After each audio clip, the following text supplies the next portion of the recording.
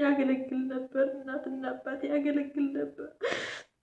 ደስ ብሏቸው ይመርቁኝ ነበር። እየወደዱ መጠላት፣ እያከበሩ መናቅ፣ እያመኑ መካድ።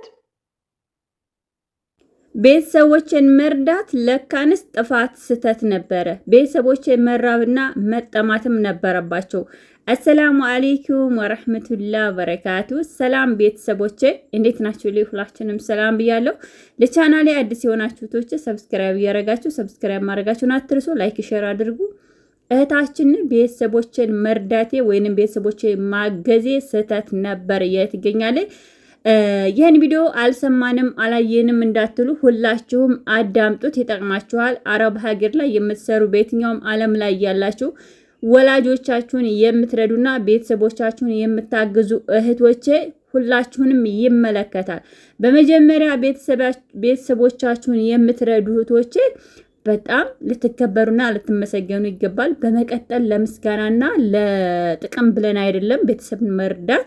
ቤተሰብ ሲበሳቆል ራሱ አገር ሆነን ብናይ በጣም ነው የሚከፋንና በጣም ነው የሚያሳዝነው። እህታችን እያለች ያለችው ቤተሰቦችን እኔ አረብ ሀገር ላይ እርሜን ሰዓቴን ጊዜን ፈጅቼ ቤተሰቦችን ስረዳቸው የነበረው ለኬ በጣም ጥፋትና ስተት ነበረ። ቤተሰቦቼ በዛው በችግራቸው ላይ ሆነው ሲራቡና ሲጠሙ ማየት ነበረብኝ። በሰዓቱ በምረዳቸው ሰዓት በጣም የሚወዱኝ የሚያከብሩኝ ቤተሰቦቼ ነበሩ። ዛሬ ግን ቤተሰቦቼ እያመንኳቸው እየወደድኳቸው ከዱኝ፣ የለፋሁበትን ሀብቴን ከለከሉኝ ትላለች። በጣም ነው የሚያሳዝነው። ቤተሰብ ሆኖ ልጆች ስታግዘው ስትረዳው ቆይታ ወላጅ ቤተሰብ ደግሞ የምትረዳውና የምታበላውን ልጁን መክዳት በጣም ነው የሚያሳፍረው። ዛሬ ብቻ አይደለም፣ በነገራችን ላይ ወላጆች ለምን እንደሆነ አላቅም ከአረብ ሀገር ላይ ሰርተው ከመጡ እህቶቻችን ላይ ክንዳቸው ይበረታልና እህታችን እጅግ በጣም አዝናለይ፣ በጣም ተከፍታለይ።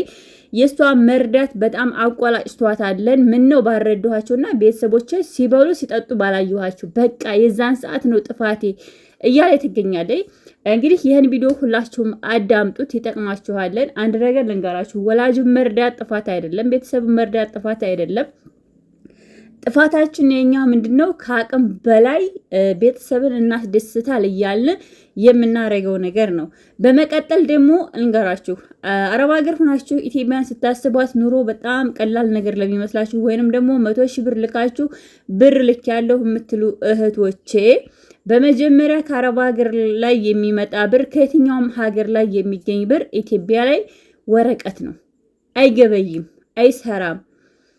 እኔ ቤተሰቦችን በእውነት በጣም እህቶችን ይቅርታ ጠይቃለሁኝ። እንደዚህ በጣም አረብ ሀገር ሁኜ ብር በምልክበት ሰዓት ብዙ ወጩ በጣም ከባድ ነውና ሀገራችን ላይ ስታው ደግሞ ሁሉም ነገር ይሟላል ማለት አይደለም። ግን ያን ሁሉ ደግሞ ሳይሆን ማሟላት የተወሰነውን እያሟሉ ለመኖር ስለሆነ ሀገራችን ላይ ለመኖር መሞከር ነው። ከዛ የተረፈ የኛ የራሳችን ጥፋት ብዬ የማስበው ለቤተሰቦቻችን የራሳችን የምንለውን ገንዘብ መላክ። በነገራችን ላይ ገንዘብ በፊት ያዛምር ነበር፣ ያቀራረብ ነበር፣ ጓደኝነት፣ ቤተሰባዊነት ይፈጥር ነበር። ዛሬ ላይ ገንዘብ ደግሞ ጥላት ነው እየፈጠረ ያለው። ዝምድናን እየቆረጠ ነው ያለው። እህትና ወንድምን እያራረቀ ነው ያለው። ወላጅ ከልጆቹ ጋር እያራረቀ ነው ያለው ገንዘብ። በጣም ይሄ ቆሻሻ መጥፎ ገንዘብ ነውና ያን ገንዘብ ደግሞ አቅም በላይ ለቤተሰቦቻችን የምንልከው ገንዘብ ያን ነው። በመቀጠል አሁን ላይ ምን ተጀምሯል መሰላችሁ? እንገራችሁ፣ ሀገራችን ላይ ማለት ነው።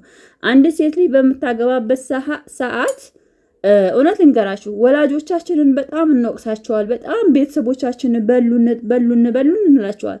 በአንዳንድ በኩል ደግሞ ወላጅ ጋር ስትሄዱ ምን ያስባሉ? ሴቶች ሲያገቡ ያላቸውን ነገር ለባላቸው ሙጥጥ አድርገው ያስረክባሉና ቤተሰብ ምን ያስባል? ይቺ ልጅ ረጅም ዓመት አረብ ሀገር ላይ ሰርታ አሁን ላይ እያየን ያለነው አገራችን ላይ ባሎች እየከዱ ገንዘብ እየነጠቁ ይገኛሉ። ልጃችን የማትወደውን ወይም ደግሞ ቤተሰብ የማይወደውን ባለ ሀገባይ ለልጃቸው ገንዘብ ለመከላከል ሲፈልጉ ብዙ ነገር ያረጋሉና እውነት ልንገራችሁ ብዙ ቤተሰብ ጥፋተኛ ነው ማለት አልችልም። ለምን እኔ በጓደኛ አይቼዋለሁኝ። ጓደኛ የገንዘብ ተነጠኩ ብላ ስታለቅስ፣ ነገር ግን ቤተሰብ ደግሞ ምንድን ያሏት ያ ሰውዬ የአንቺን ገንዘብ በልቶ የሚሄድ ነውና እንሰጥሽም፣ እኛ ገንዘቡን ከሰጠንሽ ለሱ ትሰጫለሽ፣ አንቺ ባዶ እጅሽን ስትቆሚ ማየት አንፈልግም ብለው ቤተሰቦቿ በጣም በጭቅጭቅ እርግዝና ከተፈጠረ በኋላ ተለያየች። ግን በኋላ ከተለያየች በኋላ ገንዘቧን አልከለከሏትም። ገባችሁ? ግን ባል ገንዘብ ካላመጣሽ ለምን ያኔ የለፋሽበትን ገንዘብ አላመጣሽም? አንቺ አሮጊት፣ አንቺ ባልቴት። እንደውም ያክስቷ ሊጋ እየተጀናጀነ ማለት ነው። ወላሂ ልንገራችሁ፣ ያክስቷ ሊጋ እየተጀናጀነ ያክስቷ ሊሚን ብላ ጥሎ ነው እህትሽ እኮ አሮጊት ናት፣ ባልቴት ናት፣ ምን ታረግልኛለች? አንቺ ጋር እንጋባ ምናምን የሚል ያቺ የሚያክስት ላይ እየጀነጀነችው የእሷን ትዳር ለማፋረስ መንገድ እየከፈተ ለእሷ ደግሞ ስክሪን እያደረገች ትልክላታለች። እና በጣም እንደዚህ አይነት ነገር ስላለ ወላጆች ገንዘብ ቢከለክሉ አንዳንድ ጊዜ ይገባቸዋል። ለእናንተ ጠበቃ ይሆኑላችሁ ነው። አንዳንድ ሴቶች ራሱ ማጫ እንኳን ሊጣልላቸው የመሀር ብር ሊሰጣቸው ራሳቸው እየከፈሉ የሚያገቡ ሴቶች አሉ። ሳምንት ሳታድር ሊተሸክማ ትፈታለች። እና አንዳንድ ቤተሰቦች ደግሞ ልጃቸው ረጅም ዓመት አረብ ሀገር ለፍታ ደክማ ስቂት ቁስል ብላ ቤተሰብ የልጁን ገንዘብ አሻርጎ በልቶ ልጁን አውልቆታል። በቃ ስትመጣ አላቅሽም፣ ወይንም የጤና ጎደሎ ገጠማት፣ ወይንም ደግሞ እጇ ላይ ብር ከሌላት ብር ያላት ልጅ ካለቻቸው በዛ ይቀይሯታል። እና ወላጆችን ብዙን ሰዓት ባንወቅሳቸው፣ በተለያየ ችግር ላይ በጣም የምንወቅሳቸው ጥፋቱ የኛ ነው ብለን ብናምን ገንዘባችን የኛ የምንለውን ነገር ቢያንስ ሶሻል ሚዲያ ላይ ረጅም ሰዓት ሆኖናልን እያዳመጥን እየሰማን ነው። ከዛ መማር ነግ ምን ይገጥመኛል ያለኝን ገንዘብ አገኝ ይሆን አጣ ይሆን ብላችሁ ቀሪውን ገንዘባችሁን መያዝና መጠቀም ነበረባችሁ። ከዛ የተረፈ ግን እውነት ልንገራችሁ ባላችሁ ጋር ብትካሰሱ ብትሉ አትወቀሱም። ወላጅ ጋር ተካሶ መቆም ግን ልንገራችሁ ከጎረቤትም ጎረቤት አታገኙም፣ ከጓደኛም ጓደኛ አታገኙም፣ ከዘመድም ዘመድ አታገኙም። ያቺ ቤተሰቦቿን እንዲያለ ያን ልጁን እንደዚህ ያደረገ እንደተባባላችሁ በቃ የስቀቀን ኑሮ የምትኖሩትና አስፈላጊ ነገር አይደለም። እንደኔ እንደራሴ ገንዘባችሁን የምትይዙትን ለራሳችሁ የምትሉትን በፈለጋችሁ ሰዓት አጠራቅማችሁ መታችሁ የምትገዙት ነገር ካለ መግዛት፣ አለዛ ወርቅ እየገዛችሁ ማስቀመጥ እንጂ ቤተሰብን በጣም ብዙ ሰዓት ሚዲያም ላይ ስንወጣ ቤተሰብ ነው፣ ህግ ቦታም ስትሄዱ ቤተሰብ ነው። ግን እኛ ነን ጥፋተኞቹ።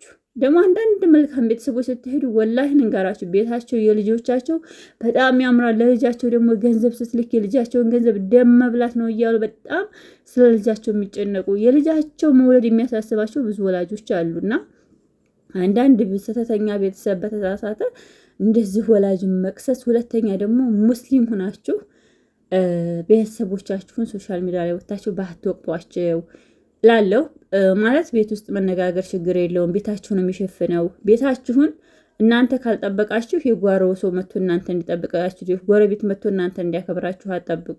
ቤተሰብ ጋር አሁን እንነጋገር እንችላለን። ማንም ሰው ሳይነጋገር አይኖርም።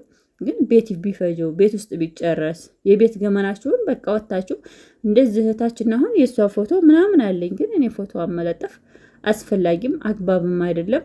ለማንኛውም ውዶቼ ማሮቼ በጣም ወዳችኋለሁ፣ አከብራችኋለሁ። መልካም ምሽት። ሰላም አለይኩም ወራህመቱላሂ ወበረካቱ።